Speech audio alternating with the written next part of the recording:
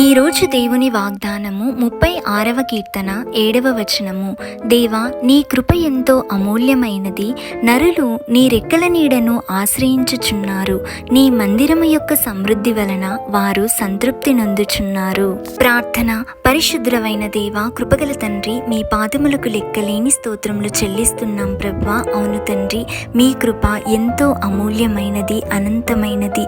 ఎల్లప్పుడూ కూడా మీ కృపతో మా జీవితాలను నింపుతున్నందుకు మీకు వేలాది స్తోత్రములు తండ్రి.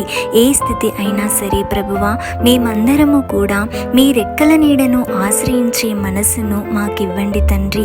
మీకు దూరమైన స్థితిలో, ప్రార్థనలో, ఆత్మలో బలహీనమైన స్థితిలో మేమున్నట్లయితే మమ్మల్ని క్షమించండి, తిరిగి బలపరచండి తండ్రి. మీ ఆత్మతో, శక్తితో మమ్మల్ని నింపండి.